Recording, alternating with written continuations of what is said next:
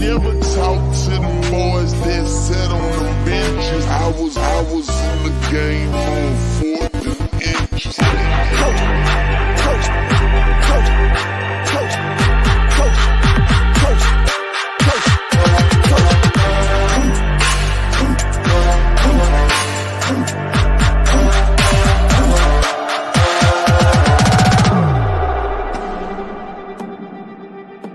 Now it's time to go to work.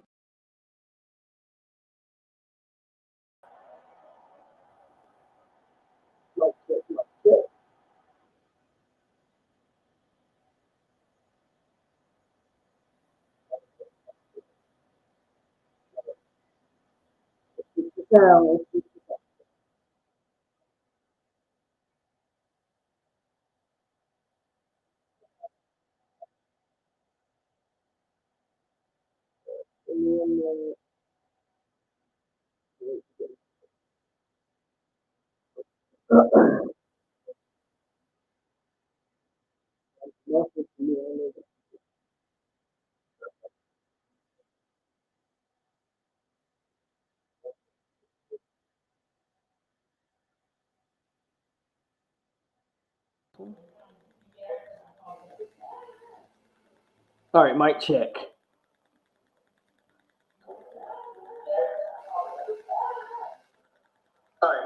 That sounds a lot better. All right. What is going on? Florida State family, Seminole Nation, in the 863 tribe. It is your boy POLK, a.k.a. a.k.a. the goddamn truth. All right, everybody saying the mic good. Good. So we good. Mic better. Like I said, I can't wait till I actually get my stuff. What's going on, y'all, man? Wednesday episode. What is episode? This is episode 53 of the Hangover, man. And we got some recruiting. To talk about. The good, the bad, and the ugly, y'all. I think it's good. I think now's as good a time as ever to hit on kind of where we stand and then what the outlook sort of looks like here on Recruiting Trail. We got a big pickup this week if you're not tracking. But we also missed on a guy today.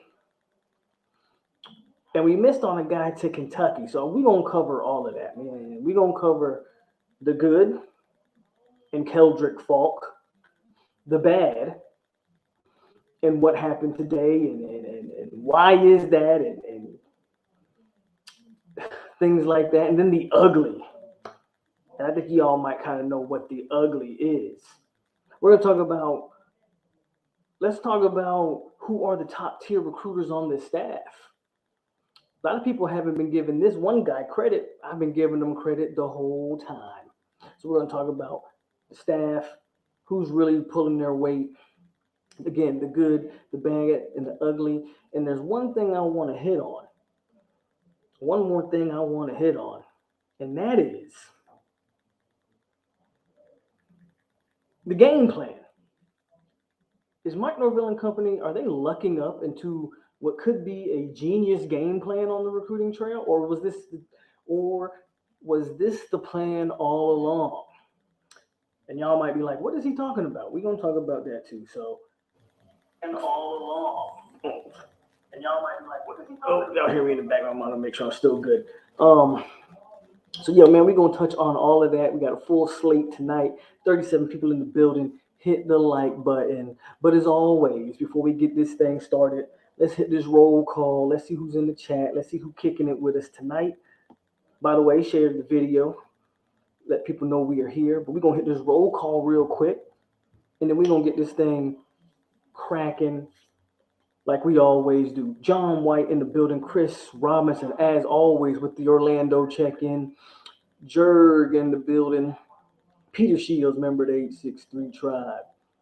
Jose Garcia, EMG, Tyler Hedden, member of the 863 tribe. Mario Chris the Goat, VJ in the building, Priscilla Chestnut, Seminole 954, Loading, Hypnotic, Black Shear, 226, Tim in the building, Timmy, Marcus Lewis, Mayan King, Boxing Monster, member of the 863 tribe, Todd Pope, Zozuki, Dan Squatch, and Mama all in the building, all showing love. Central Texas, Kane in the building, Harker Heights in the building, it looked like, all showing love. So let's start with the good, y'all. Let's start with the big news that happened this week for us. Keldrick Faulk, man, top 100 defensive lineman. Hannes, or Hane, however you say that. Nick, what's going on with you? FSU Tony, member of the 863 tribe. There we go. Keep them coming, man. Keep them coming. Florida State Love is in the building, member of the 863 tribe. Keldrick Faulk, man, top 100 player, D lineman / DN. I think obviously we're looking at a defensive end.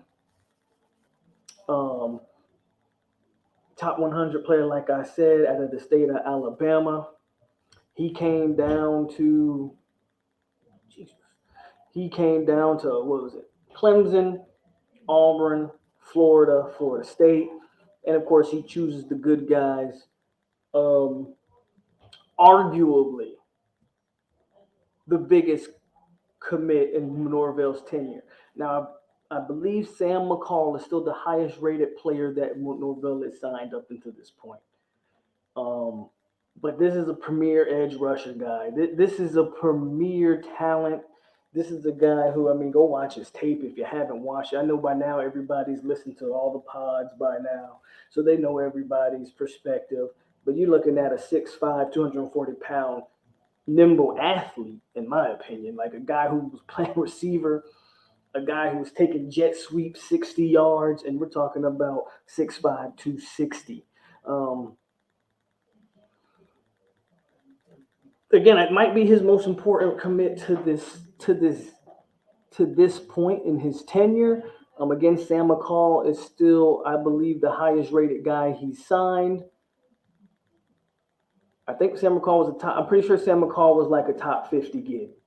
I know he lost the star, but I think Sam McCall was actually a top 30 kid, if I'm not mistaken. So he's not the highest rated guy, but he is, in my opinion, maybe the most important up until this point.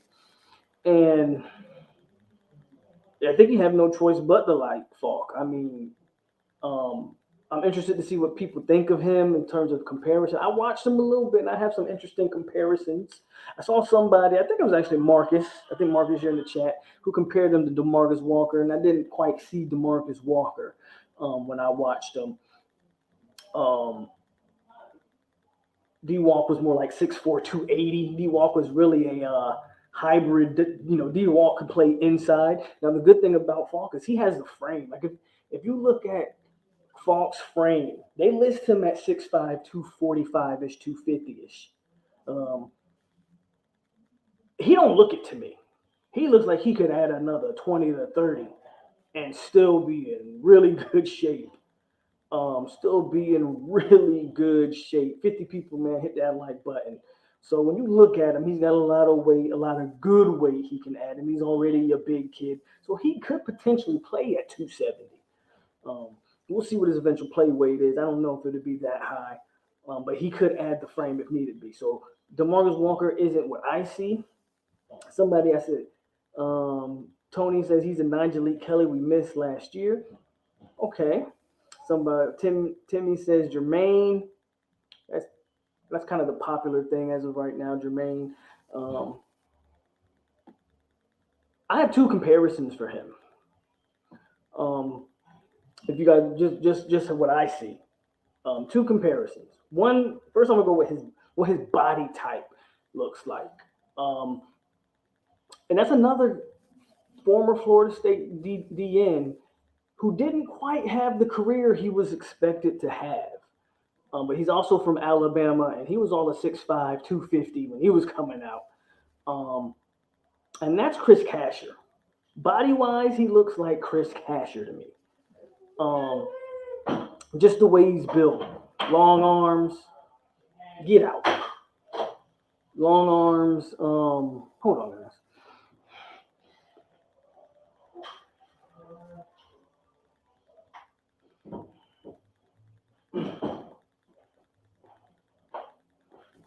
Can't have 5 minutes to myself, y'all. Jesus Christ. Body wise, man, I'm looking at Chris Casher. Almost built identically to him. Obviously, we hope he has the better career than Casher, but I'm not talking about his play. I'm talking about, he said child endangerment. I'm talking about just how he looks, how he's built. Athleticism, in my opinion,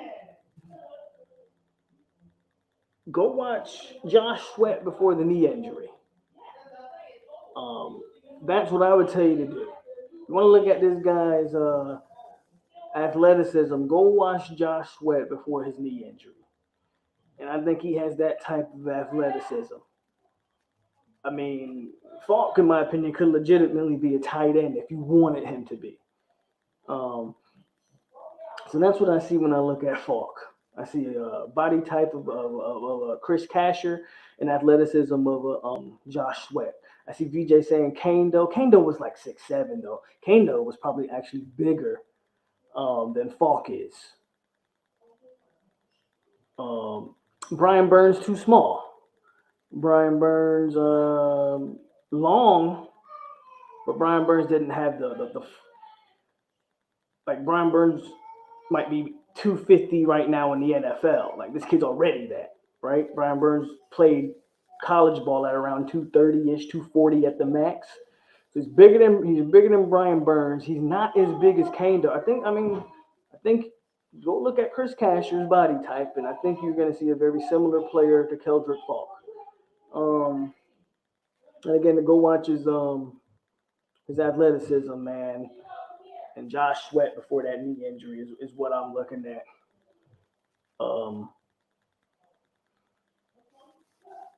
As far as athleticism goes. Oh man, the Hurricane fans are in the building. It's funny when them boys think they got something, they show up in bunches. I always say though, them boys like roaches. They show up when the crumbs are on the floor. Once that raid can get sprayed, they'll be gone again though. But yeah, man. So the good news is Keldrick Faulk. Panama says I'm excited to see Patrick Payton. We're going over some comments real quick.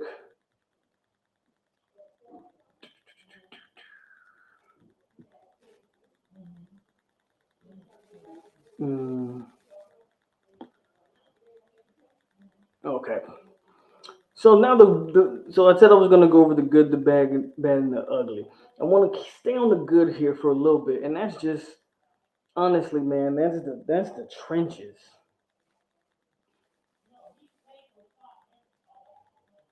Right now, that defensive line class is pretty top notch.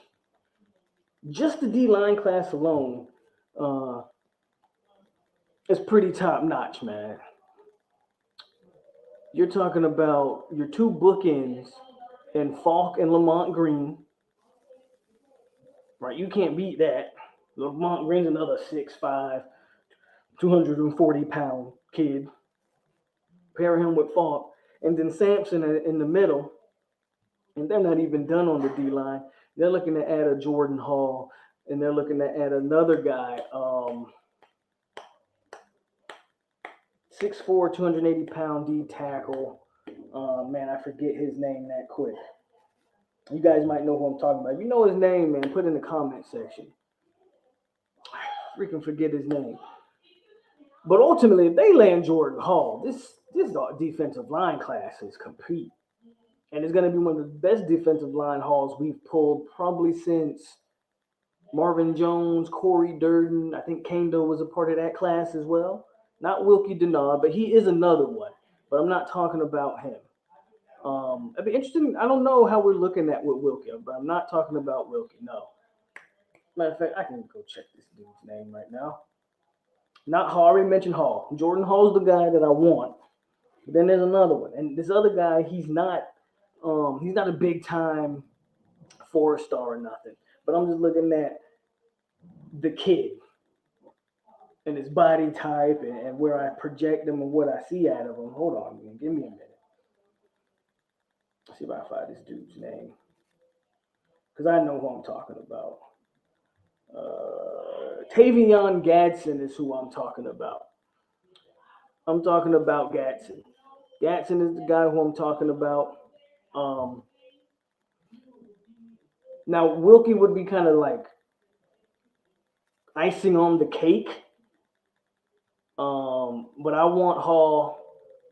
I like Gadsden. And we'll see if we can end up with Denard or not. I don't know.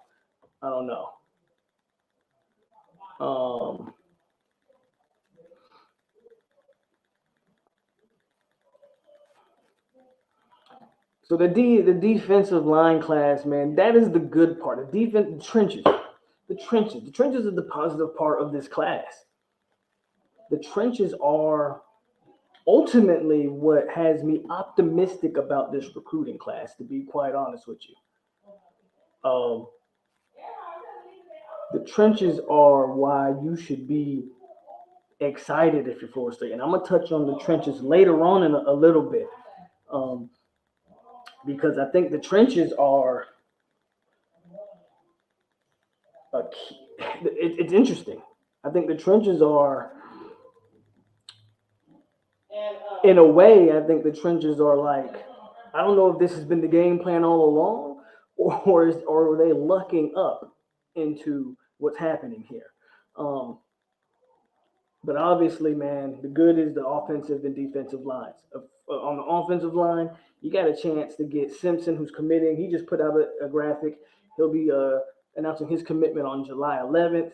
And DJ Chester, I'm telling you right now, if Florida State can land Simpson and Chester, and they ain't got to recruit another offensive line this cycle. That's why you recruited 6 of them last year. Now you can go after really elite guys this year, and all 3 of those guys are top 100 type kids. We already got Kearney, got Simpson coming up, and then you're going to have Chester.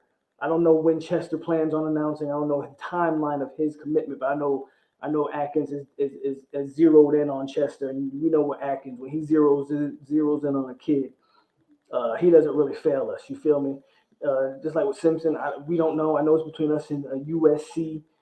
I think he lists USC, Tennessee, Florida, and of course FSU in his Final Four. A lot of people think it's a USC Florida State battle. If Atkins was to miss, I wouldn't like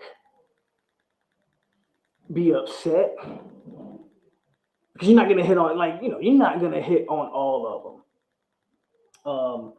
Atkins ain't gonna hit. He ain't gonna go 100 for 100. You know what I'm saying? So, if he was to miss, he just was to miss. But you always, anytime Atkins is involved, man, you feel confident what you got going on that offensive line. So that's the good, man. The good is the trenches. You can't get away from it. At the end of the day, man, if you can rush the passer and you can block, you're going to be in every game. You're going to have a chance to win every game. So ultimately, man, if you're telling me that this recruiting class has a chance to end up with Jordan Hall, Keldrick Faulk, Gadsden, and Sampson, and Lamont Green Jr., that's just on the D line. Then on your O line, you get Chester, Simmons, and Kearney.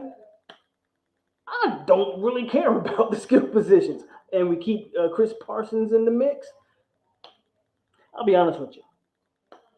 I don't really care about and we're going to get to that. And we're going to get to the skill positions here in a minute. But if you're telling me I'm pulling in a line class like that, I'll be honest with y'all, man. I'm feeling pretty good. Tyler Hayden says they've built this team from the inside out for sure.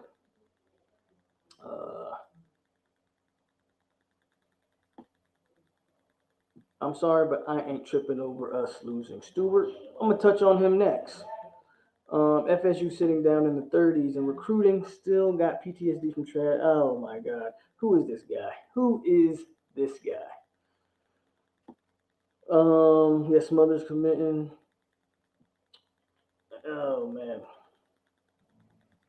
Hold on. I'm about to get my clapper ready here in a minute.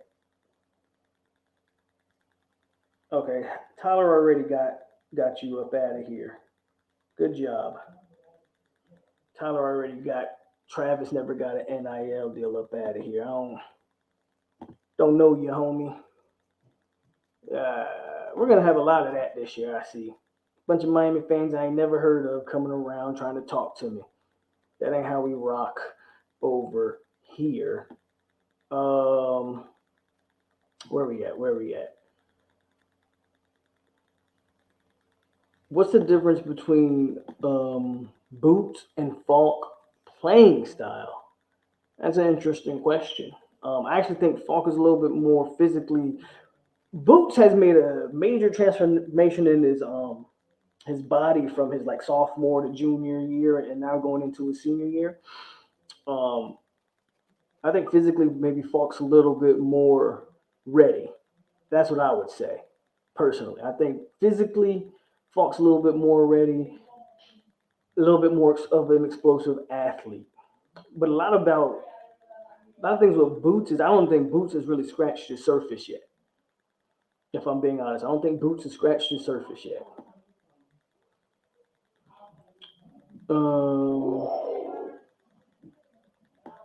Boxing Monster in the building says, play Dillard's most famous customer.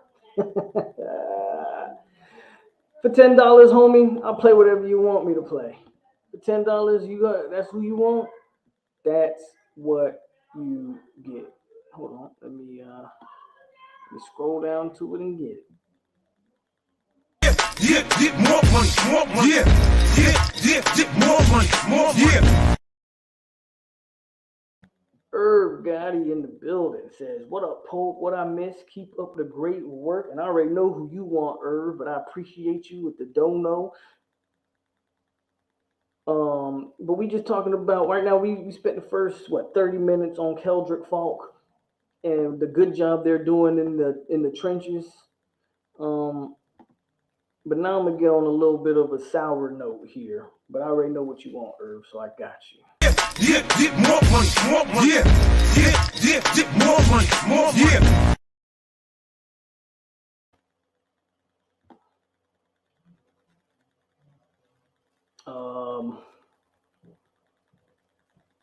Boots is a speed rusher, Faulk more power. You can add the defensive tackle that reclassified in 22 class, but that's fair. Yeah, you can. You're right, Anthony. He's technically, yes, he's on the team, but he has to sit out this year. So, no, you're good.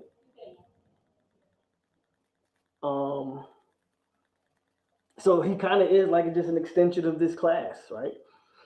While getting to actually be on a college campus and develop. So that's actually a plus, right? So yeah, you could definitely add that. Northville Central in the building was good with you. Faulk gives me Brandon Jenkins vibes. I hear you.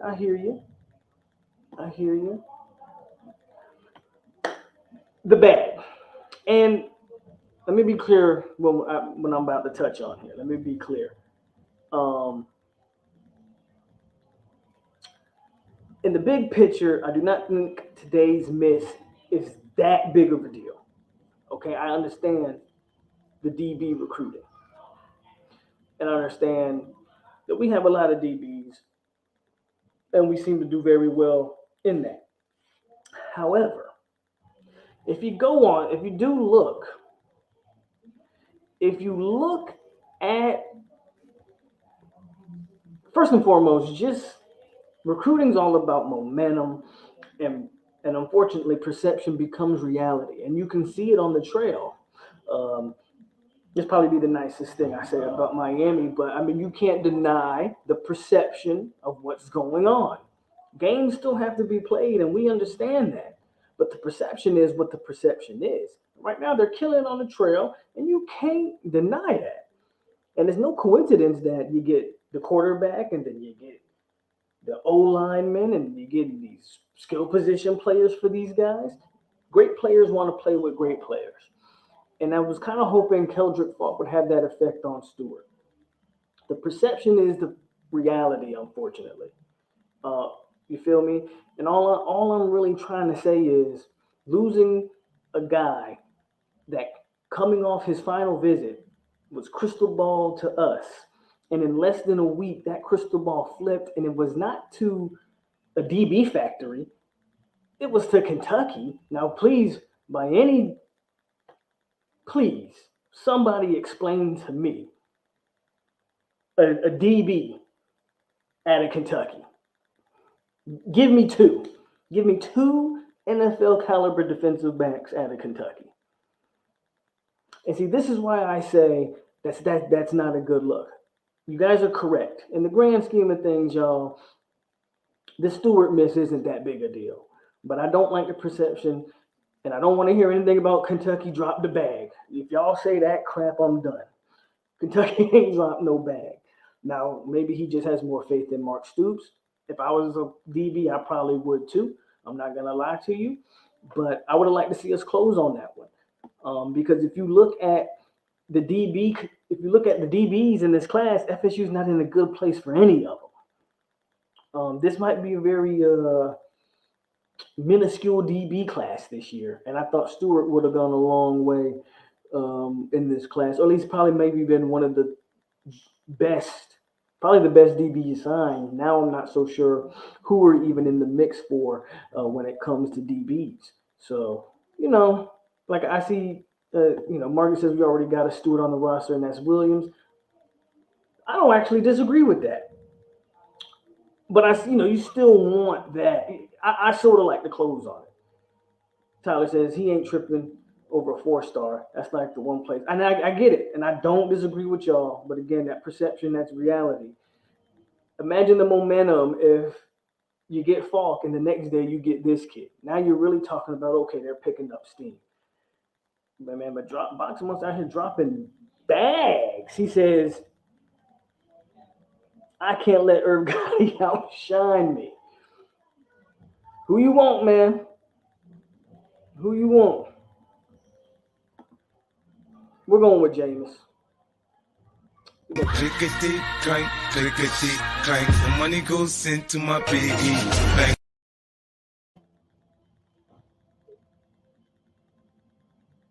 Jordan Hatt says I must have fell asleep on my face. I think he's calling me ugly, but that's cool. Somebody like it. Your mammy might like it, Jordan.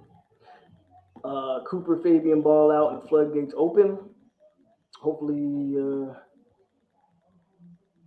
they don't get Brown. We talked, I don't know. I know we ain't getting them. If you don't know, Jaylen Brown released his top 5, and he's committing, when is he committing? The 14th of July? Right? And FSU did make the top 5. Shocker to me. I didn't even think we'd be considered. But I ain't getting my hopes up. As a matter of fact, I already know. Wouldn't shock me, though. If he stayed on, wouldn't shock me at this point. I'm not going to lie to y'all, man. Kane Zay says, y'all hit the like button from a dog. I appreciate you, Kane Zay.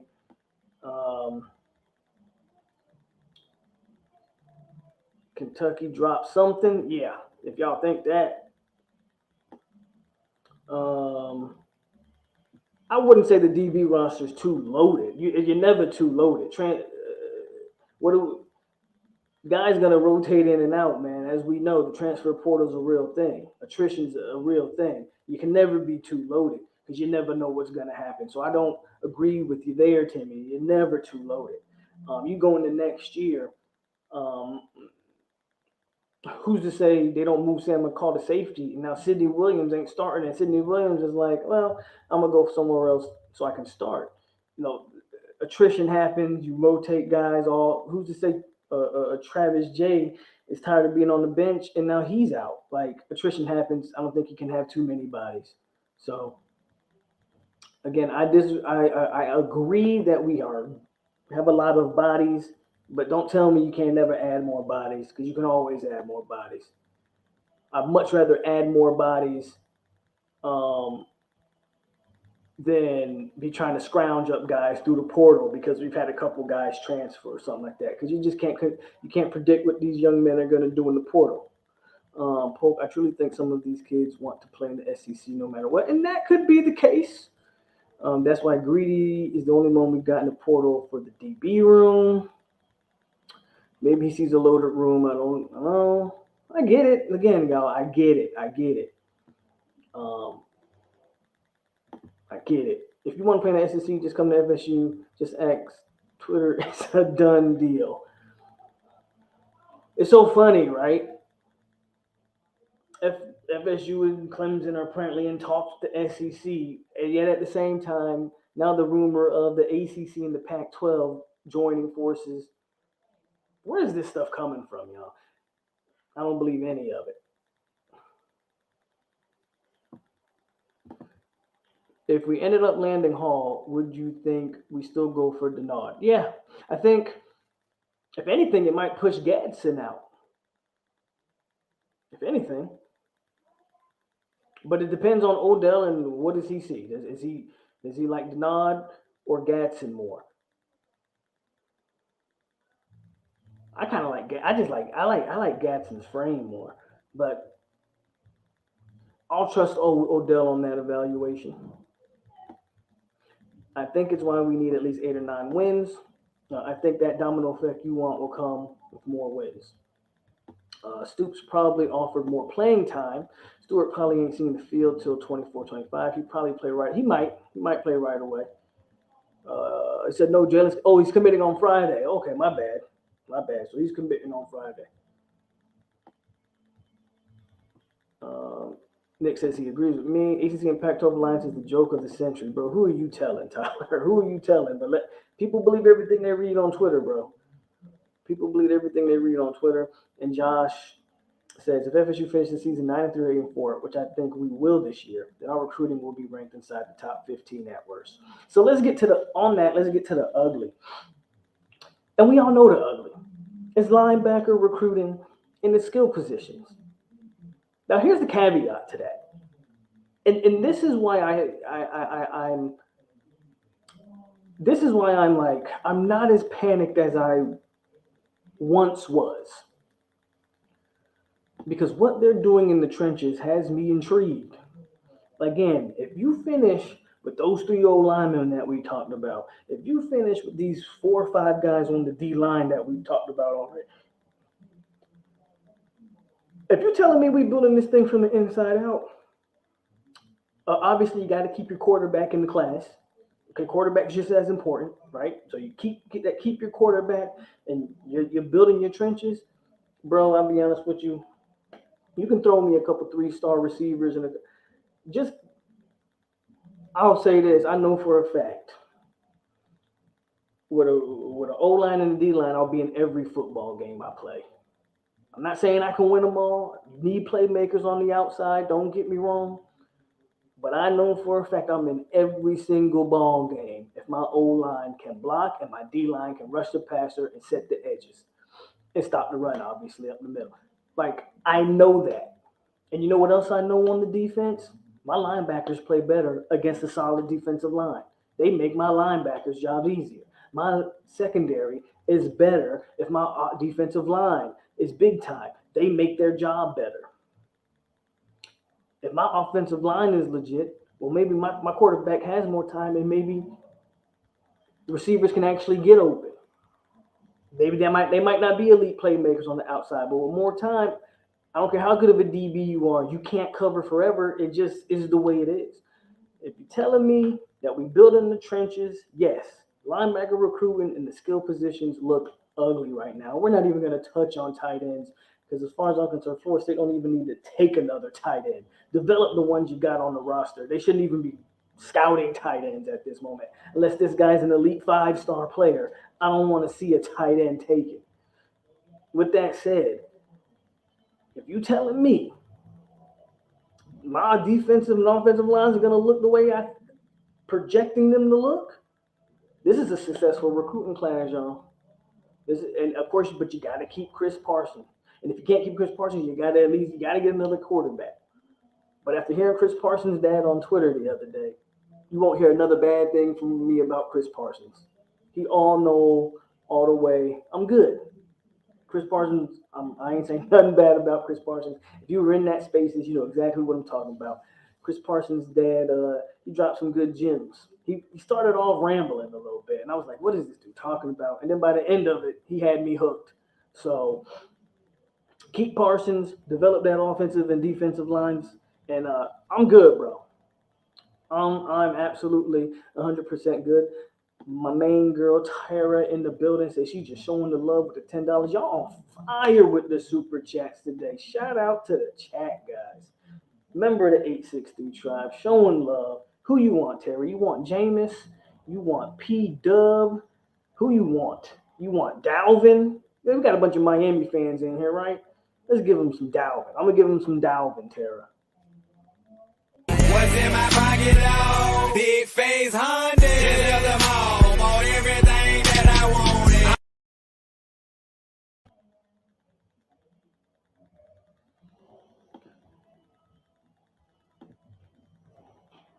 I would love it. I don't think it's possible. Y'all know how it is, man. Quarterback's that unique position where you got to really be on your game to get two quarterbacks. I don't really think it's possible. And as far as I'm concerned,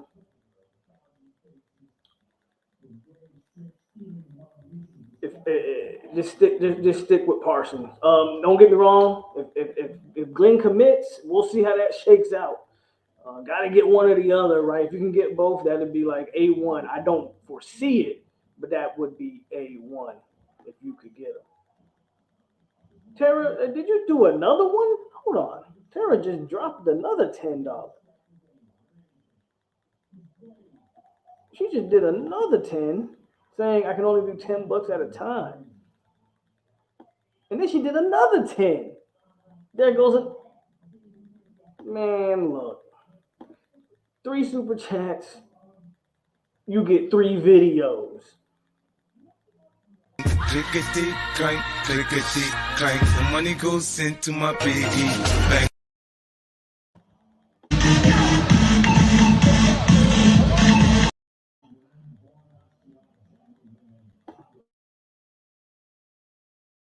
Damn! On fire, showing the love, y'all. Appreciate y'all tonight. Y'all on fire with it. Hold on, let me scroll up because I had to hit the super chat. So let me scroll up a little bit. Thanks, questions. Even as much as been talked about Kearney, Kearney's a huge deal. We talked about him previously. Of course, Kearney's a massive deal. It's going to be even bigger if we get the tackle out of Clearwater right next to him, and then we can get Chester right next to him. Again, the trenches are a big deal. Period. You were talking about Parsons. What was he saying? His dad was just basically like letting people know that his son is 100% committed. And the only way he doesn't end up a Seminole is if Mike Norvell and company run him off. Now, didn't quite specify what running him off meant. Maybe that's taking another quarterback. Maybe he meant, if they take another quarterback, maybe that's running. But he also made it very clear that his son wasn't running from any competition and that he took the Elite 11 personal. Now, he never came out and said he was Parsons' dad, but you could read between the lines and you knew who he was, right? But he said he took Elite 11 serious. He let the guys know, Ricky Collins and Brock Glenn, he let them know he was here and he was here to compete and he gonna stay here to compete. He just said some stuff that I was like, okay. He also mentioned how Parsons and Boots made this pact of going to Florida State together.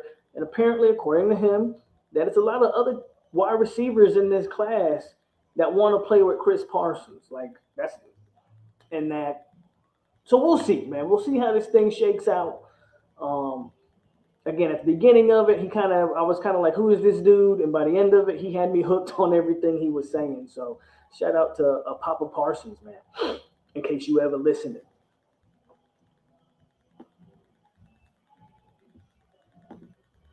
I hear you. I heard a lot of people say, that they like both of those guys, and both of those guys are pretty good. So we'll see. Timmy says, I don't understand why people doesn't like Coach Johnson. If you miss on Smothers and Singleton, then I can understand. But so that's what I've said about it. Well, people's problem with Yak, if people don't know Yak, Coach David Johnson, but people's problem with him, and I'll ask you, Timmy, who has he signed other than Rodney Hill? He's a running back coach. What running back have we signed in his tenure? See, that's people's problem. I actually think Rodney Hill's going to be a good player. But you know how this thing goes. We went from think about this. We went from, let's just go in order here. We went from a guy like Chris Thompson at running back, Devontae Freeman, James Wilder, Carlos Williams, who he wasn't originally a running back, but you hear me. Dalvin Cook, Cam Akers, Jaquez Patrick. I'm forgetting the other dude, man, who was just as talented as those guys. But he could never stay healthy and couldn't get it together on the field in the academics too. I can't remember his name, but he was just as talented as those guys. Point being, we went from a string of recruiting the best running backs, arguably in the country, not just the state, but the country. And it's fell off to what it's fell off to. I think that's people's problems. Yak is supposed to be this pipeline to Louisiana, but who are we getting out of Louisiana? That's another problem with people in Coach Johnson. So that would be my answer to that. What up, Island Boy in the building? Bro, I don't think so. I think he's going to Georgia. Hold on, y'all. Chat jumped on me. So let me. Josh says we need to play to our strengths on offense. There we go. It's run game, smash mouth football, play action pass, put the top 15 defense, and improve special teams. Showing love to the Miami Fools. I got to. Were you in? Hold on. New King says, were you in the? Yeah, I was there. That's what I was just talking about. I was definitely there. Now I am a little bit behind on the comments, guys. So that is my fault. That is my fault too. Anthony says, Polk, I think it's odd that a lot of kids are committing this early. So it's going to be a lot of decommits. So I've heard something interesting. I do think NIL is playing a part in why we're seeing a lot of guys commit in the summer.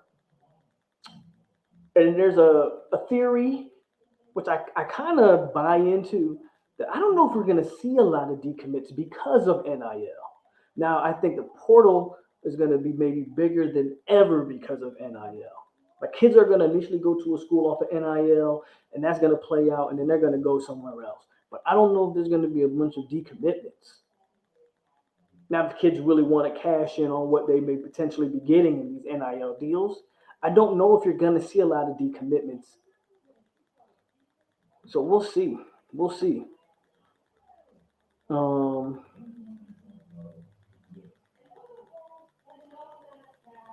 I will say that the only thing that has me not too worried about really, I'm kind of just sign a running back. I don't care if he's a 3-star. Just sign a running back because Norvell's system is so running back friendly. It's one of the reasons why I didn't feel like Trey Benson was necessary. Now I'm glad we have him, honestly.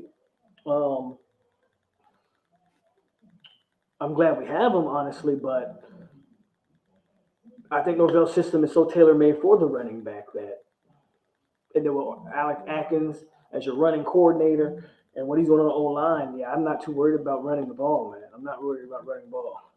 I forgot about Kalen LeBourne, but that's not even who I was talking about. I was talking about another person. I forgot about Kalen, but that's not who I was talking about, guys. But yeah, you guys, Kalen LeBourne is another one. But that is not who I was talking about, guys. There's another running back. He was there when Dalvin was there. And I cannot remember his name. Not Green. even though he was pretty good. But Green moved from DB to running back. There was another one. I think his last name started with a P. I cannot remember his name. But as soon as somebody says it, I'll be like, yeah, that guy.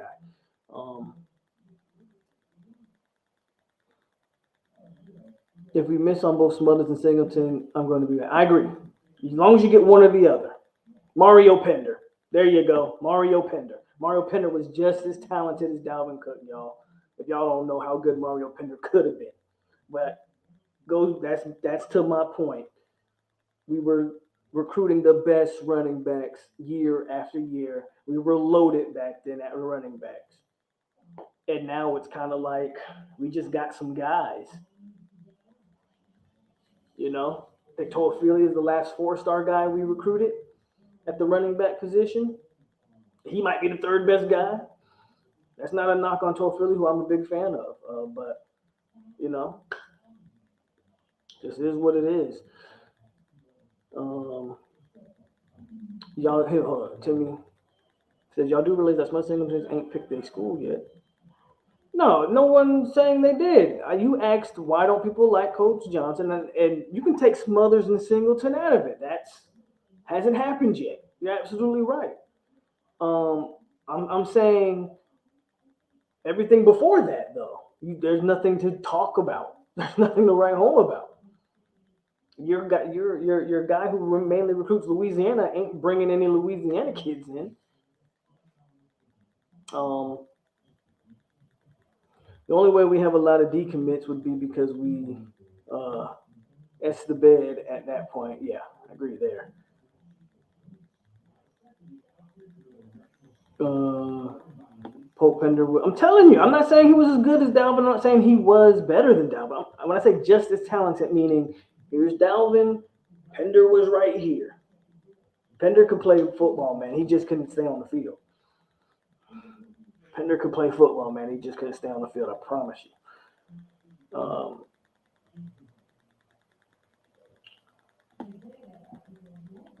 But let's talk. Okay, so Timmy's bringing up a good point. He's kind of like arguing for Coach Johnson. So, yeah, it was Mario Pender. That's what I was talking about.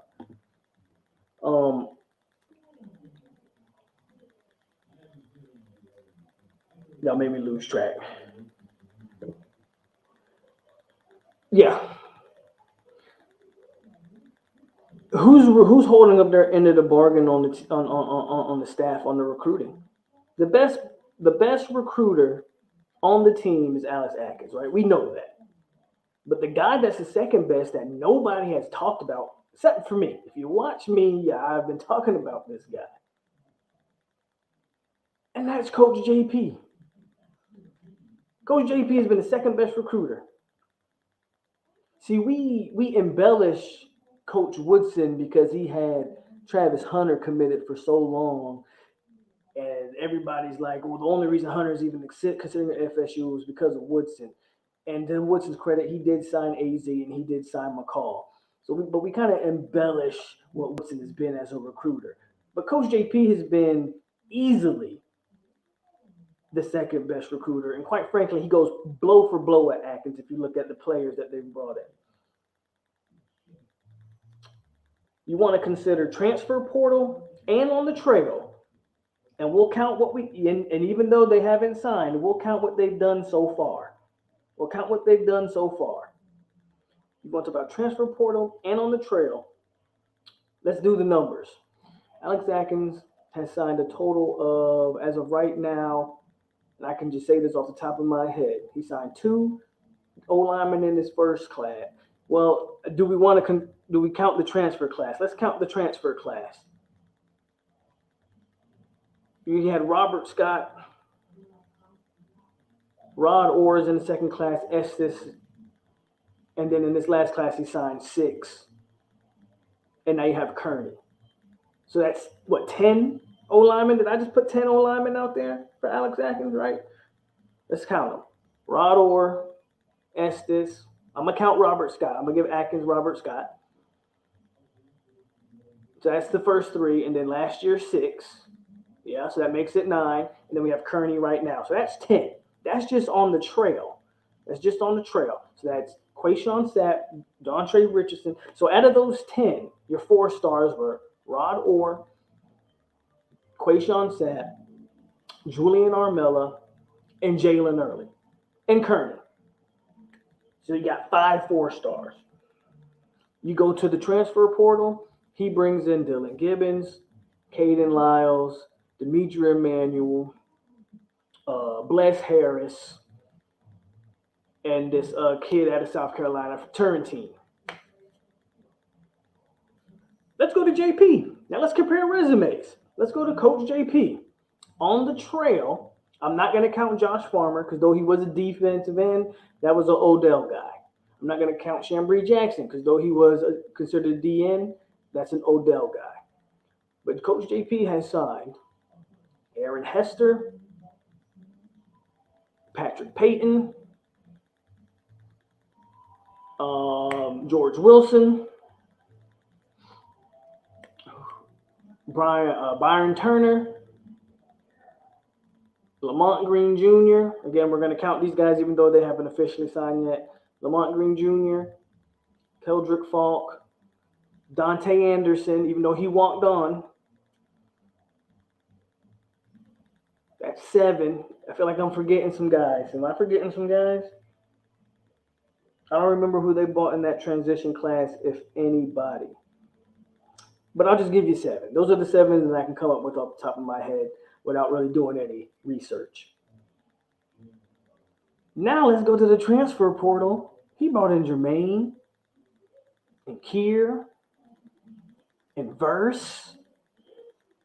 I mean, he brought in Cushney, but we don't talk about Cushney. But you guys get the point I'm making. JP's resume stacks up just as well as Atkins. And quite frankly, you can argue JP's guys has been more impactful in Jermaine and Kier than any of Atkins' guys. Atkins guys might need a bit more time, but I mean, Robert Scott has been your rock solid left tackle since we've been here. Those are your 2 biggest recruiters those are your 2 best coaches on the staff. And it's really not even close. And then at your next tier is Coach Woodson and Odell probably are tied for that 3rd. I don't know if anybody disagrees there, but I mean, I just pretty much went down the line of guys that they've brought in. Again, I don't really know if you can debate it.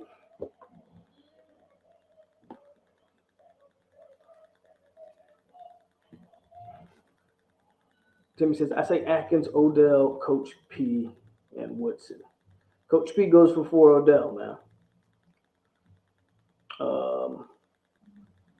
And I think Odell and Woodson are right there. 4 out of 10 can recruit.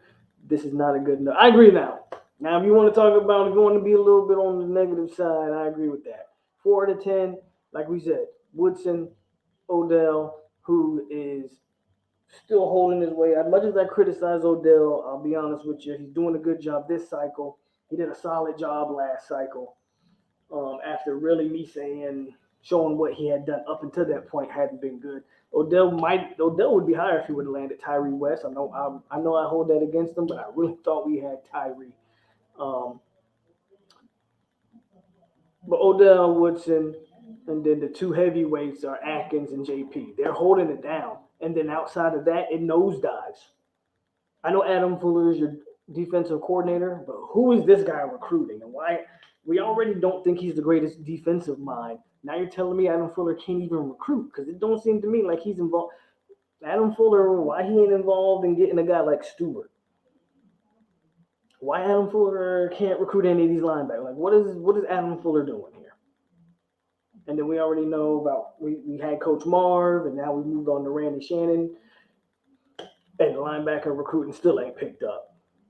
So now I'm starting to look at Adam Fuller like, what's going on? To be honest with you. And then on the offensive side of the ball, I still don't understand why Chris Thompson is on the staff. I don't know what he does. I don't know why he's making money. I don't know why FSU is paying him a red cent. I don't know what this guy does. He just looks like he's old and decrepit, and I don't even know what he does. Yak is not holding his weight, and Dugans has been a joke in wide receiver recruiting for the last few years.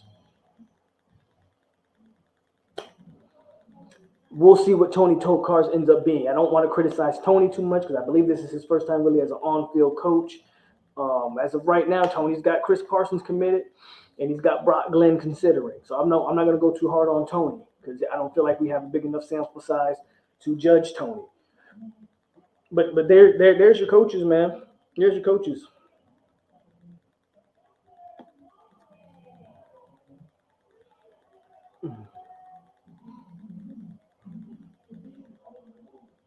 People really thought Shannon was an upgrade from Mark.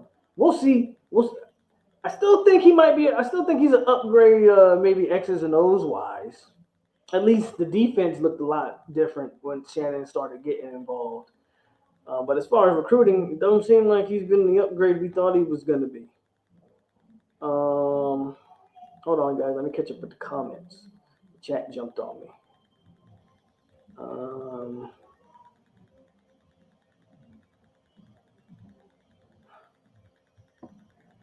Yeah, I would just address Tokarz. We don't have enough sample size to give. Again, he's got Parsons committed, but I don't think we have enough sample size. I will say the guys Woodson has brought in can play. Agreed. How about the two kids that just committed to UCF today? The two 4-star top 150 linebackers that just committed to UCF. It would have been nice to have been in there for those type of guys. I mean, come on. There's a ton of top linebackers out there, man. Fuller is a safety guy. We got those. The Yak crew says for real. If Mike Norvell can't get 8 wins, I think we move to Gundy or Aranda. Personally, I think Gundy. I'm not on the Gundy stuff. You can keep the Gundy stuff. You guys know Aranda's my guy, but Stoops is right there. What is Coach Thompson doing? Hey, somebody tell me, what is Coach Thompson? What does he do? At least we had Dustin, yeah. Who is that? I think if you bring in Shannon, he should have just become a DC and bring someone to be the linebacker coach instead of just letting him be the co-DC and linebacker coach. We'll see, man. Tell us how you really feel. Maybe Randy will pay dividends in that coach. That's what I'm holding off on. How good does this defense look? Marcus says we land the Nicholson kid. If you don't know, that's a linebacker out of Cali. It's down to like us in Oregon. Tough pull to pull a kid all the way from California to Tallahassee. Not saying it's impossible, but that's not what, and I'm not saying this kid, he's a 4-star, don't get me wrong. Not saying he can't play. But you didn't bring in Randy Shannon. I thought you brought him in here to get Florida linebackers. To get kids out of Miami and Broward and Palm Beach. I thought that's why you brought Randy, was to get linebackers from there. You didn't bring Randy to go all the way to California to get a linebacker. So I don't know how I feel about that, to be quite honest with you. I hope we get him. We need him. Oh, he's a need. He should be at the top of the recruiting board. But why do we have to go all the way to California to get a linebacker is my issue. Thompson looks like he can get caught saying some stuff. Man. Polk, I think if somehow Norvell wins like he's supposed to, I think he's going to be mad. So Anthony brings up a decent point. Norvell wins that. 8's my floor. Y'all know how I really feel. I think you need to be looking at 9 or 10. I think you legitimately need to be. I'm not saying you need to win the ACC. I don't think that's fair, but you need to legitimately be competing for an ACC title spot this year. If we're just talking about actually being relevant, that's all. If we're just talking about actually being relevant, that's what we should be doing. If he's able to do that, I definitely think he's going to have a chance to make changes on the staff. Changes that he wasn't able to make last year because no one's going to come work for you when they think you're a dead man walking. Now he has to do that though. And again, all these changes we want to sign a bunch of 4 and 5 stars. We want to sign a bunch of. We want to change all the staff around. We want to do all of this stuff. But y'all think 7 wins is acceptable? I got news for you. It ain't. You ain't gonna change no staff winning 7 games.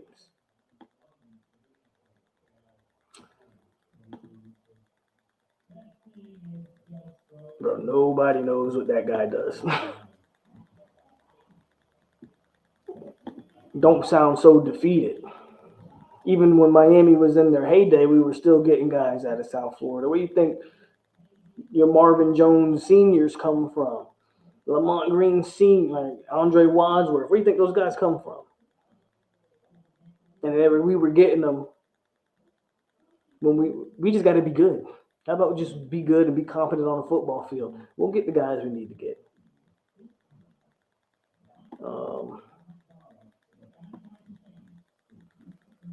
Did my volume mess up? Hold on, y'all. Let me.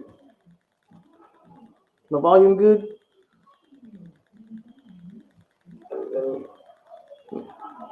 My volume good? It sound good to me. All right. We need to play every single game that will get us 8 minimum. 10 is La La Land. 9 is possible. 8 is likely. If 9 is possible, how is 10 not La La Land? If 9 is possible, how is 10 La La Land? If we go over the schedule, how is 10 La La Land? Got to make it make sense. 10 is more than possible. 10 is more than possible. How about just start winning some games that you're supposed to win? Unless you're telling me you're scared of Wake Forest. You scared of Wake Forest and NC State? I mean, if that's the case, then yeah, 10's La La Land. Because I ain't. And I hope they're not. People keep saying I sound good. All right. How in the world did UCF get 4-star linebacker twins Andrew and McCall? Thank you.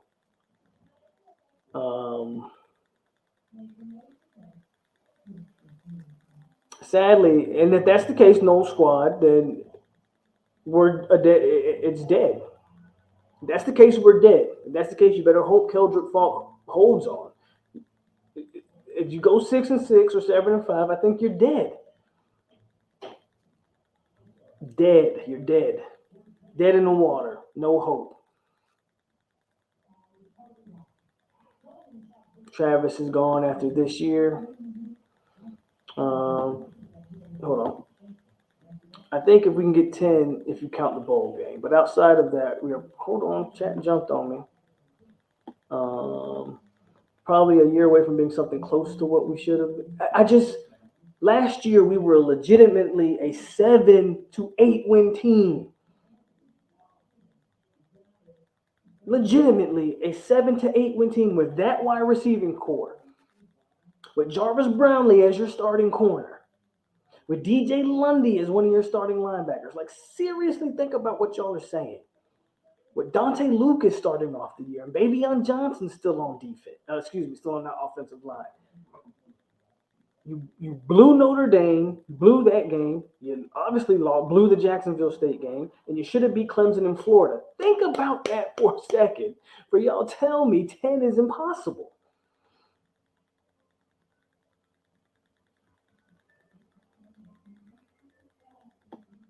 You blew games that you should have won and finished 5-7. Think about that. Think about that. But y'all telling me 10 games is La La Land? 10 games is impossible? We're a 6-win team? Man, stop that. At worst, we should have been a 7-win team last year. At worst. Obviously, you beat Jacksonville State. That gets you to 6. If the coaching staff doesn't fumble that game away. And if you stay healthy against Florida, you probably win that game. Jermaine Johnson did enough for you to win the Clemson game. And Notre Dame, bad snap at the end. Look, bro. We were a good 7 or 8 win team last year, man. and we just failed to capitalize.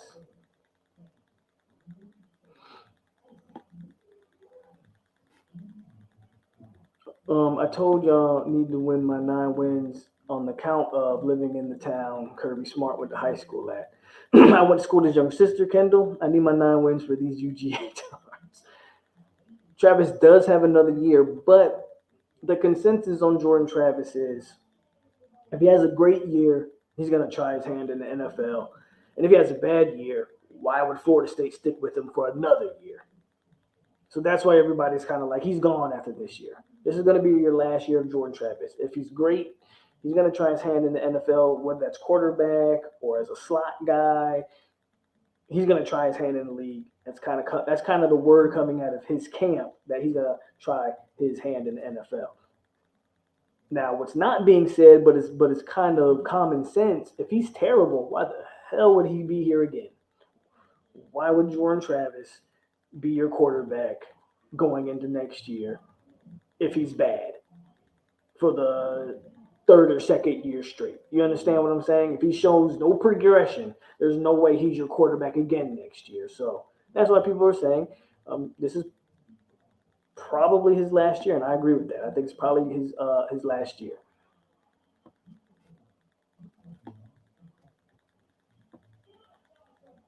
Six and six should get him fired. And y'all don't want to hear that, but 6-6 should get him fired.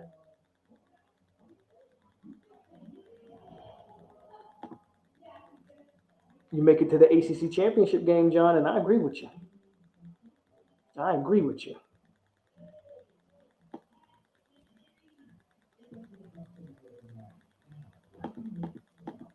Hold on, guys. Chat jump. So I got to get back.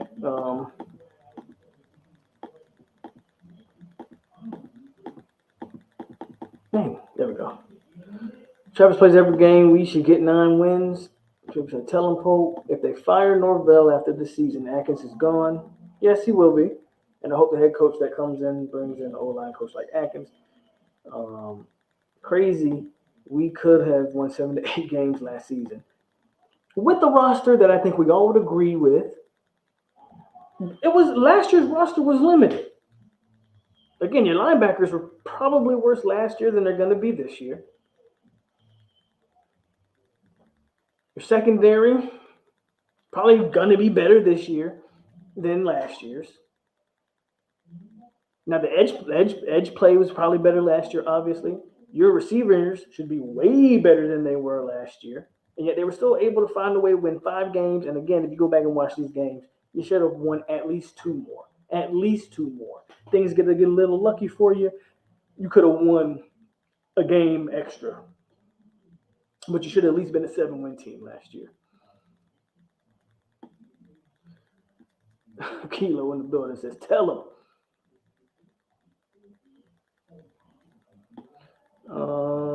If we're 6-7, Norvell has to go.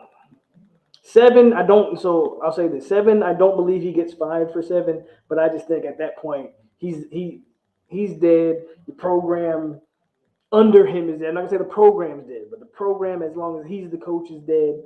7 wins in year 3 isn't no. It just no, no. But I don't believe they'll fire him for 7 wins. 6, I'm starting a petition that he has to be gone. 6 is just inexcusable. 7, I don't think he gets fired, even if I think, 12-2, both lost in Miami regular season and conference championship. Man, what is Galaxy talking about?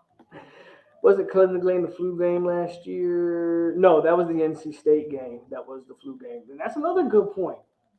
You only lost to NC State by what, 14? How many scholarship players missed that game because of the flu? Didn't FSU have like 20 or 30 players out because of the flu in that game? And including your starting quarterback? If I remember that game correctly, somebody can correct me.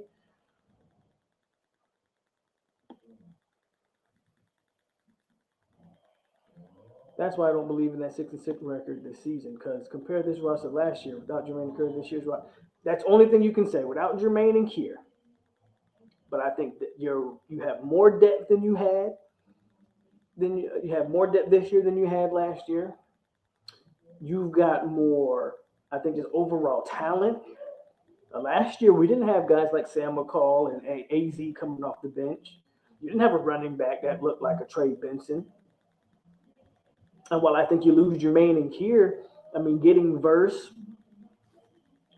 Briggs moving to the end, and of course D-Mac, who looks like he's poised for a big-time make it or break season, you might have a better rotation than you had last year. Coop, Fabo, they trying to have that NFL breakout year to get them to the league. Both NFL quality D tackles. They built for it. Let's see if they can play like it, right? Jarrett Jackson showed his growth last year. Malcolm Ray. Now you got Joshua Farmer coming along.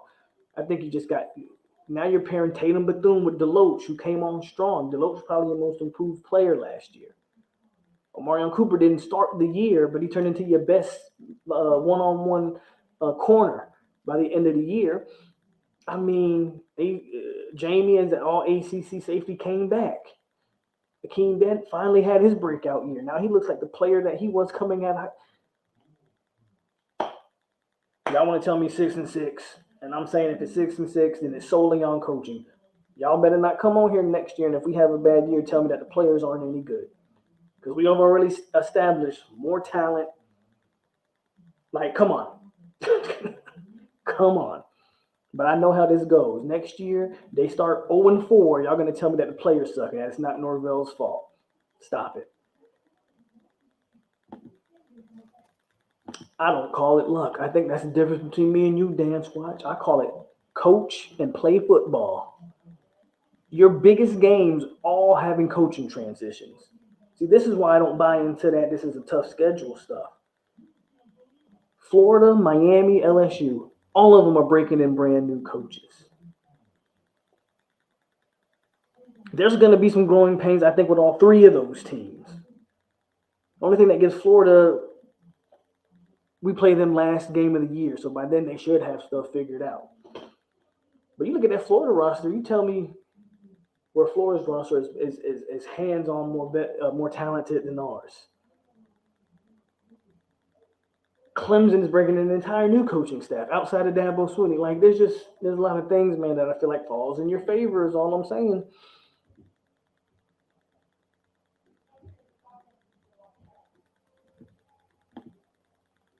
That's the thing, right? Your quarterback gets injured, and even then, bro, I don't use it as an excuse. Even then, I don't use that as an excuse, Josh, because it was your job as the head coach to find a feasible backup.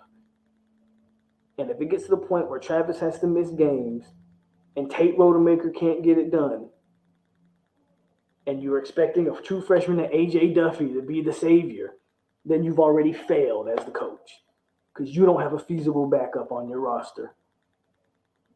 That's just the way I look at it.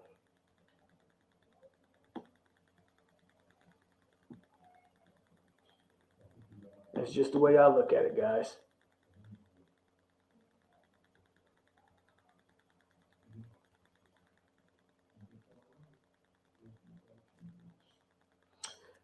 There's still disparity up front in 3 or 4 games. LSU has a good defensive line. Clemson obviously has a good defensive line.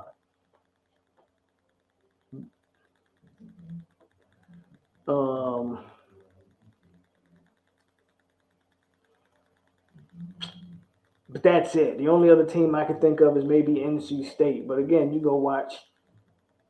They handled NC State fairly well last year. Like, I don't know. I think we're kind of hyping some teams up. But I'll give you Clemson and LSU. I'll give you those two guys. It says exactly. If Mike doesn't have the guys, that's on him.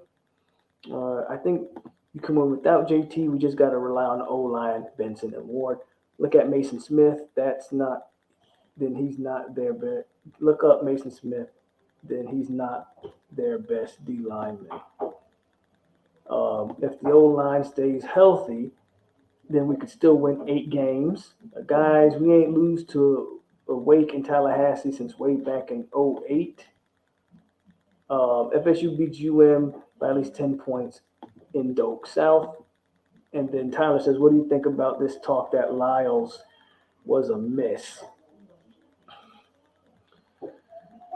I got to see it. I don't see it. I got to see it.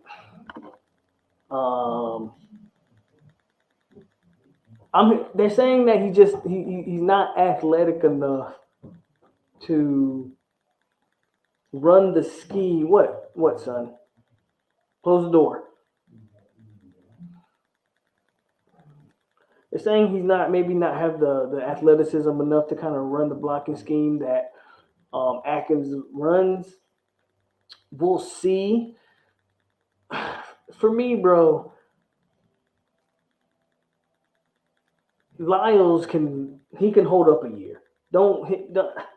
He can give Maurice Smith the year he needs to put on 20 pounds if he can.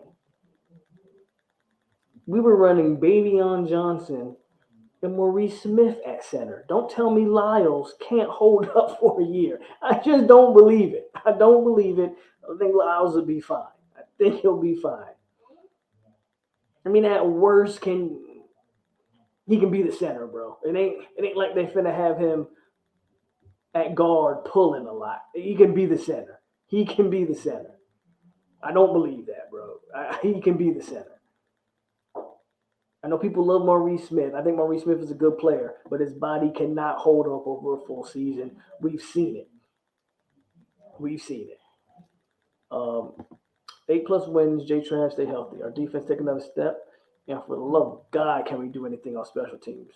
Hopefully, your boy Micah Pittman and Winston Wright fix that. And I think they will. I think Winston Wright and Micah Pittman fix that special team situation. What do you want, son? Close the door. Close the door. Thank you. Sit down. Ship is pointing in the right direction as long as we can keep this O-line, D-line class together. I hear that. That O-line, D-line class definitely got to stay together. First, we need to find the best 5 O-line. Who do you guys think? Who's our best 5 O-line? Who's the best 5 O-line? And in my opinion, the 3 toughest games are going to be the games with the best defensive and offensive. LSU is going to be a tough game. Clemson's always going to be a tough game because Clemson and LSU are the 2 teams that I would say have just talent for talent, have more talent than us. Right? So those are going to be 2 tough games. Now you have to ask yourself, what is a tougher game? NC State, Miami, or Florida?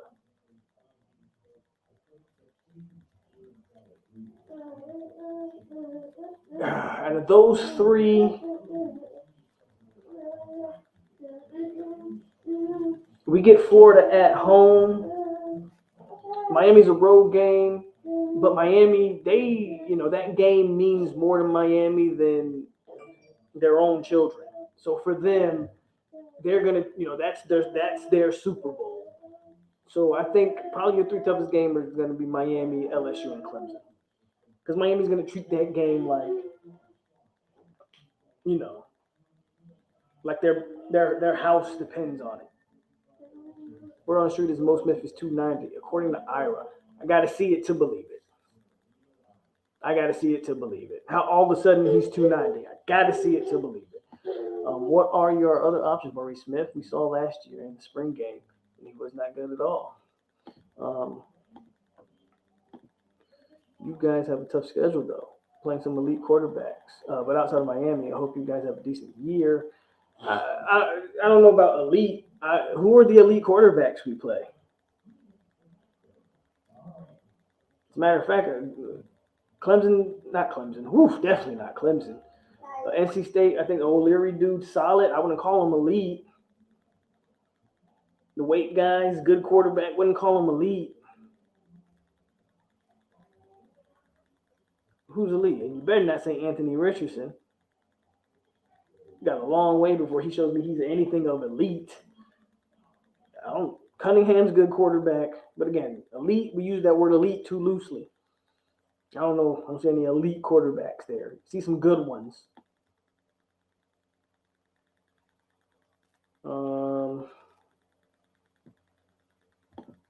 I think most people kind of co-sign that. Gibbons was struggling around this time when he first came to FSU. Now look at him.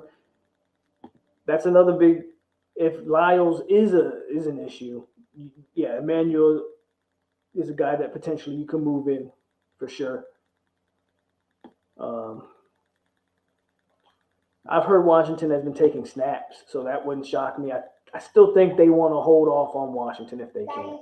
I think if they can, they want to sit Washington this year because Washington is arguably one of your top 3 offensive linemen.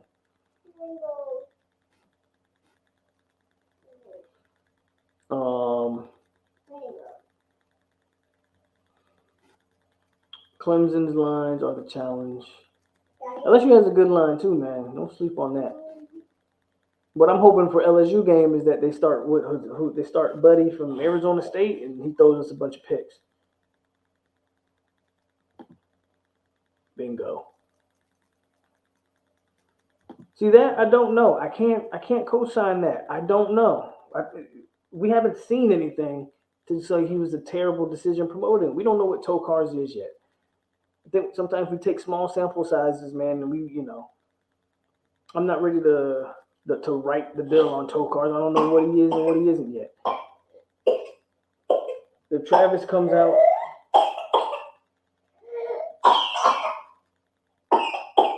are you dying?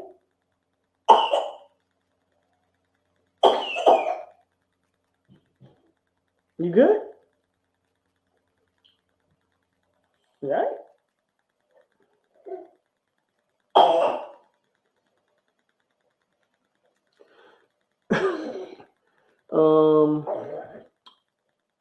Young man made me. I thought I almost lost you there, kid. No. Yeah, I was just saying, man. We don't know if Jordan Travis comes out here and he has his best statistical season of his career. How much credit are we going to give Tokars? We want to say he's terrible, but then how much credit does Tokars get for that? So I don't know. How many games did we win last year if we can snap? Do we lose a Notre Dame game if we can snap the ball? Great question, Tyler. Isn't that amazing? Just snap the ball. Everything else I'll worry about later. Can Caden Lyles snap it? Hold on, guys. I got to bounce. Hey, VJ, appreciate you for showing up. Don't talk to our guest. Man, you see him? He's over there choking to death. I think he's choking on his spit. Hopefully, we treat every game like our Super Bowl. We'll tell you the tale. Louisville and NC State will tell you the tale. You can go on the road and retake control. Simmons committing on Monday. How you feel? I feel good about Simmons, man. Now, again, if we don't get him, I'm not going to be too. I'll be upset, but not too upset. Atkins isn't going to land every single person. Right? Atkins isn't going to land every single person. I wonder who wins the starting QB spot for LSU. That's a great question. Louisville, until they show differently, I'm going to throw them in there because the defensive feast on us too. I'm not as high on Louisville. I think Cunningham's a legit dual threat guy.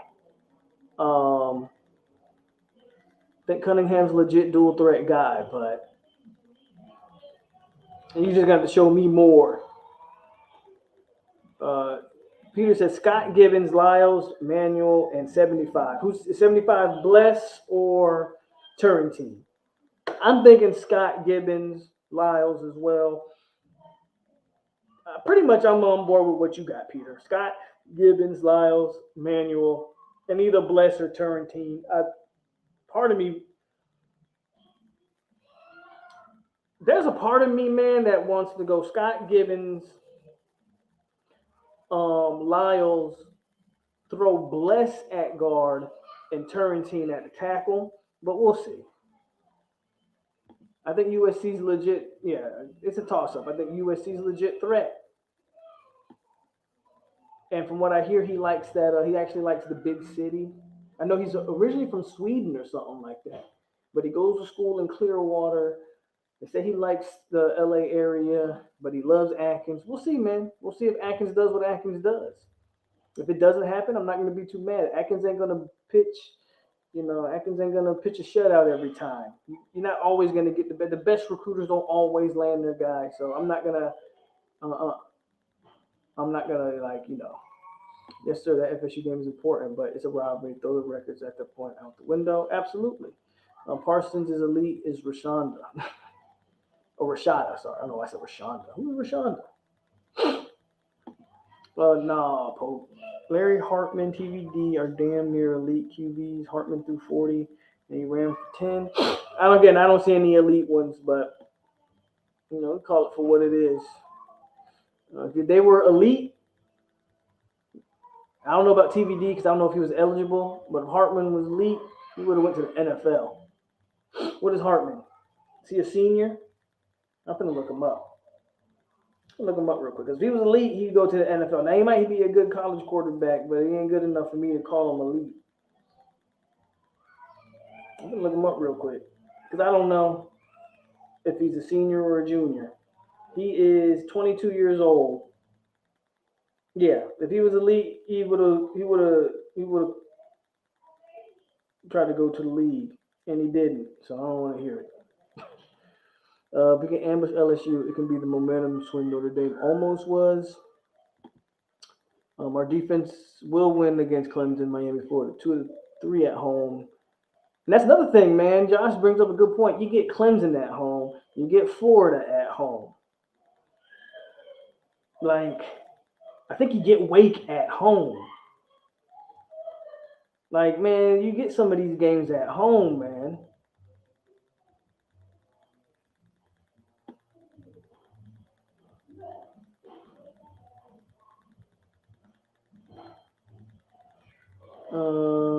Anthony Richardson is better than Travis.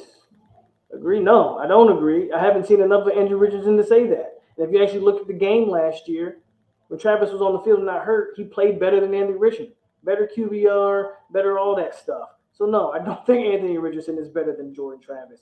Only thing I'll say about Anthony Richardson is he is, if you want to call elite, he's an elite athlete. I mean, the dude is built Lamar Jackson-esque, and he's bigger. Great runner. But quarterback-wise, no, I will not call Anthony Richardson a better quarterback than Jordan Travis. I think Armella has that dog in him. I agree. I'm still skeptical about Turrentine. I hear you. I'm not skeptical about Atkins, though. And if Turrentine has any amount of talent in him, he's going to get it out of him.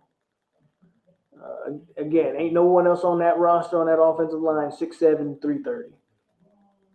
So that means something. To me, anyway.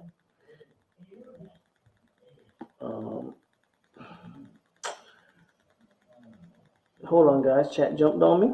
But, hey, man, 58. I think we're up to 70 at one point, man. Hit the like button if you haven't.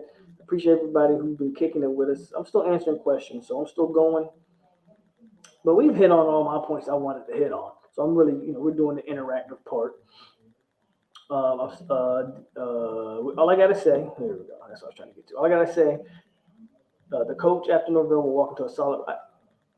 I've been saying Norvell, I know there's a lot of fans of his, but he might just be the coach that sets it up for the next coach, unfortunately, or fortunately. I don't root against Mike. Actually, I root for Mike because he's the head coach. But I do call a spade, and I see what I see. But like I always say every show, that's the beautiful thing about this sport. On Saturday, they all get a chance to shut me up. Norvell go out there and do his thing, I'm going to say the right things about it. You know what I'm saying? I'm going to have his back. You continue to go 0-4, lose to Jacksonville State, and have subpar seasons, I'm going to call you out on it. I would order the transfer O-lines and Emmanuel Harris, Lyles, and Turrentine. So Dan Squatch doesn't think highly of Caden Lyles at all. And he thinks Harris and Emmanuel are on the same. Interesting.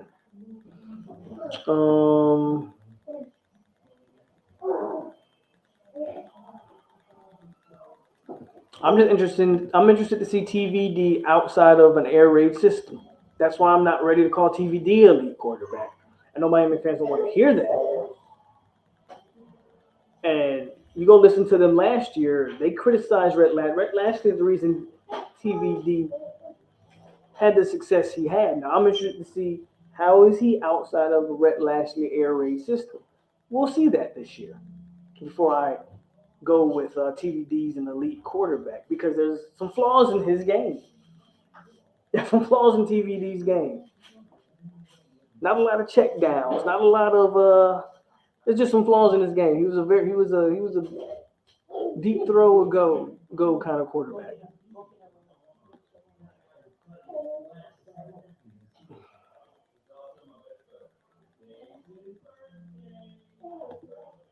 I'm not saying I think it will happen, but is there a chance we start 4-0 or 5-0? Anything's possible, bro. Anything's possible. You beat LSU, and the sky's the limit. Especially if you talk about starting 4 or 5-0. And then there's another thing. I'm interested to see what TV does without his security blanket that was Rambo. When all else failed, he just threw it to Rambo, and Rambo went down there and went up there and got the ball. So I'm interested. There's a lot of questions. That's all I'm saying. I know, Miami fans are going to like it, but I'm just telling you. There's a lot of questions with TVD that will get answered this year, and we'll see. We'll see. That's all. TVD might end up being really good. He might end up being great. Or you could see him outside of that air raid, which the air raid has made a lot of quarterbacks look a lot better than they are. So we're gonna see. We're gonna see.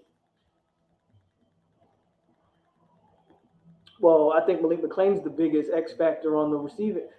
I don't know if X factor is even the right word. I think he is the biggest. Malik McClain.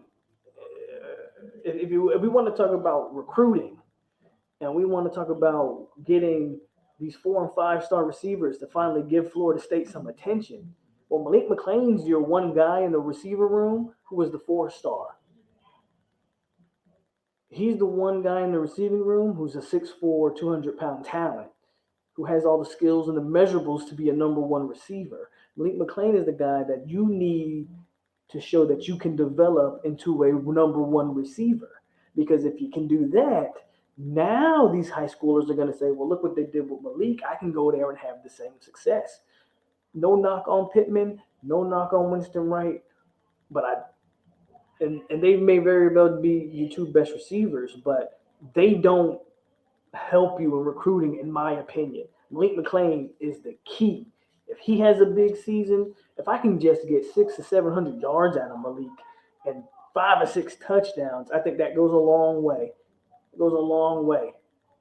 POLK, in my opinion, the NC State game at their place worries me. NC State on the road will be tough. I would agree with that. We have depth on both sides of the ball for the first time in 5 years. Agreed, Ronald. Agreed there. If we land Simmons, I already told you, I'm feeling pretty good. I'm feeling pretty good about this class. Again, if you're telling me that we're going to be elite on the offensive line in this class and elite on the defensive line, you can fill out the skill positions with some 3-stars. I ain't even going to be mad at you. We ain't going to be able to brag about it. It won't go over well in Twitter spaces and in the Twitter war we have with Miami fans and Florida fans, right? But from a football standpoint, if you're telling me that D-line is going to have those 4 or 5 guys that I mentioned earlier in the show, and that O-line is going to have those 3 guys that I mentioned, and Chester, Simmons, and Kearney, I don't have nothing to say, bro. I'll be honest with you. I ain't got too much negative to say. Hold on. Chat jumped on me, guys. Yeah, Dan Squatch, why haven't we heard much about Malik McClain? Is it the Dugans effect? From what I'm hearing, FSU feels confident they will land him. First time under Norvell, the team gets a full summer under Storms. Not necessarily better, but more valuable this year. I hope I'm wrong about Lyles and Turntine. Can't teach size, can't teach work effort. I disagree though. I've said that all the time. You can't teach size. You can't teach it. Can't do nothing with size. You either got that or you don't. I think you can teach work ethic.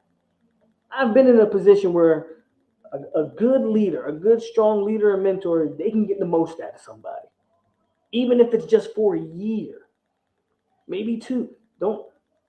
Kelvin Benjamin had no work ethic. That's why he went to the league and ate himself out of the league, Kelvin Benjamin did.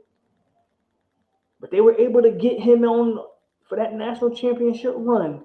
They got him to sign. They got him to buy in for a year. Can you get Turrentine to buy in for a year if you're Alex Atkins? I think you can. I think you can. A good leader can get it done. I think he can. You can't teach a guy to sustain it over his lifetime because that just comes from within. But I can push you to be great for 1 year.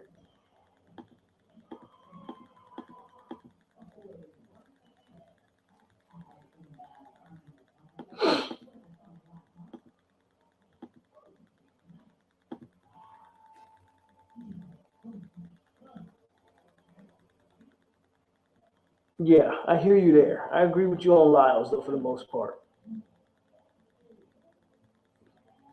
I guess my question for you, Dan Squash, would be if you go back and watch last year, because this isn't something I really paid attention to.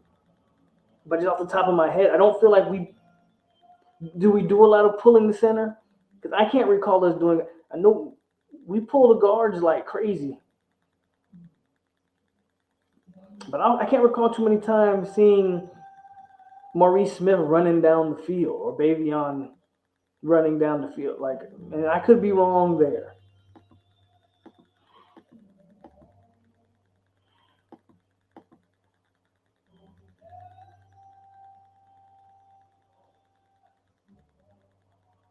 Please can the Mets lose? Guess what? Just we pulled down there, everybody. Okay, I hear that. Tyler, ain't you a Braves fan? Mets having a good year this year, right? But it looks like we may have reached that time. Unless you guys got any more questions for me, that's it. Good show tonight, man. You guys came in strong with the super chats tonight. We had some good questions, some good conversations. This was one of the better shows we've had in a long time, folks. We do center pull and kick out the end, saying and with some and power skate. Marcus Lewis, he didn't get to work with them the first 2 years of COVID. Definitely shows up in the super show. Yeah. Okay. Maybe in the crowd. No Squad's a great show. I appreciate you, No Squad. Braves are just 2.5 back. Mets having a good year this year. I know I'm tired of seeing Smith get pushed in Travis's lap. A good show. Always, Tony. You know how we do. Other than Malik, the biggest question from camp for me is corner.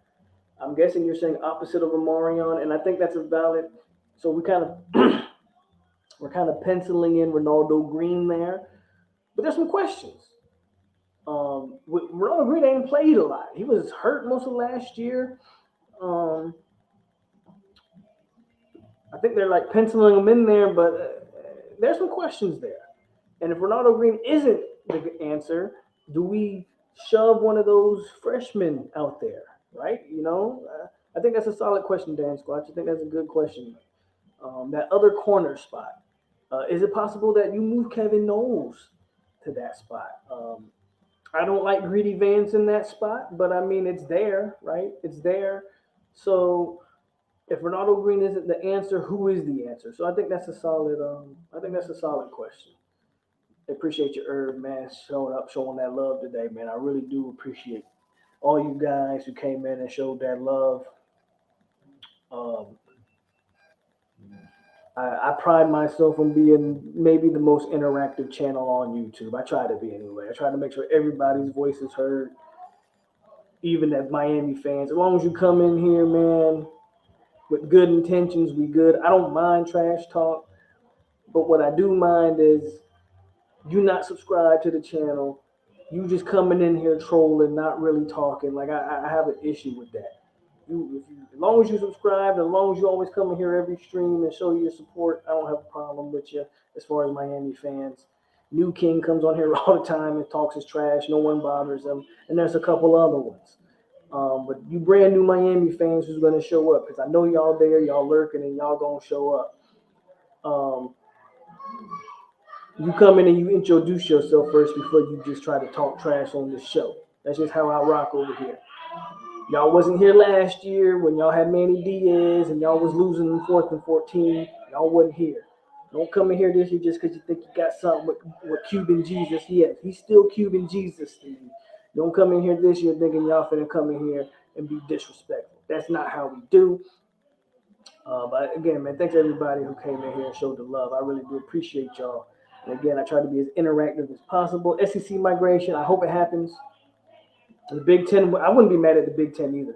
Just get me out of the ACC. Get me out of the ACC. I don't care which conference. Braves were 10.5 games back and went on the 14-game win streak. Now just 2.5. Mets getting scared. When you gonna do another show? I'll try for this weekend. As y'all know, we do the triple shot with me, Terrence, and Jerg. So we'll try for that this weekend if those guys are available. And if not, I might just do a Saturday Night Fire by myself, like I did this past Saturday. Opposite of Omarion, but who's behind Cooper? Probably AZ behind Cooper, if I had to guess. I don't have a pro football team. I watch it. I'm more so root for players in the pros, not really a set team. But I usually am rooting for the Saints because Jameis is the starting quarterback. So I'll be rooting for the Saints for the most part. I agree there. I do think Knowles going outside is possible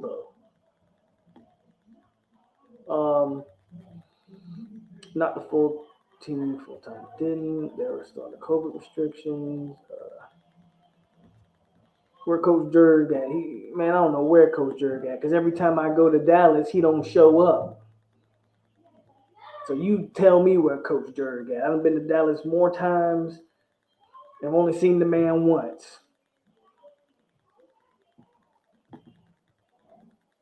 If Simmons commit, I might do something. I'll probably be at work though. I'll probably be at work, but I might do like a lunchtime live or something. But we might do something. FSU should join the big man. Stop that. I did see that. As long as Miami, I know we not getting them. But as long as Miami don't get them, I'm cool.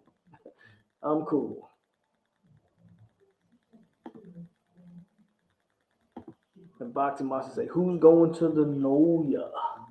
All right, guys, man, I appreciate y'all, man. As always, it's your boy POLK over here on 863 Seminole TV. Stay classy, Seminoles. Hit that like button. Subscribe. Miami fans, I'm telling you, you want to come here and talk your trash? Just subscribe to the channel. Florida fans, I saw some new Florida fans in here tonight. Subscribe, like the videos, and if we can just continue to grow this community, share the videos, man. If you're a Miami fan, say, hey, man, there's this ugly, light-skinned dude, Florida State fan, who be on YouTube talking trash, man. Y'all go check him out. Same thing if you're a Florida fan. Close the door. If you're this kid, man, that too. There's this light-skinned, ugly dude on YouTube, man, and he's got this little funny-looking kid who always bothers him every time he gets on live. Y'all go check him out. Share the videos, man. Let people know what we got building over here, man. But as always, man, like I said, this your boy POLK. Boxman said he blocking all of y'all, so sorry. As always, man, like I said, this your boy POLK, and we got you, y'all. Y'all have a good rest of y'all night. And go Noles, man.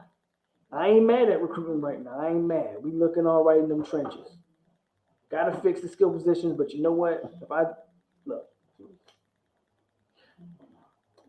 Like I was saying, got to get the skill positions, but you nail the trenches, and I'll be okay for right now, man. Y'all have a good rest of y'all night. This guy begging for attention. I'll holler at y'all later.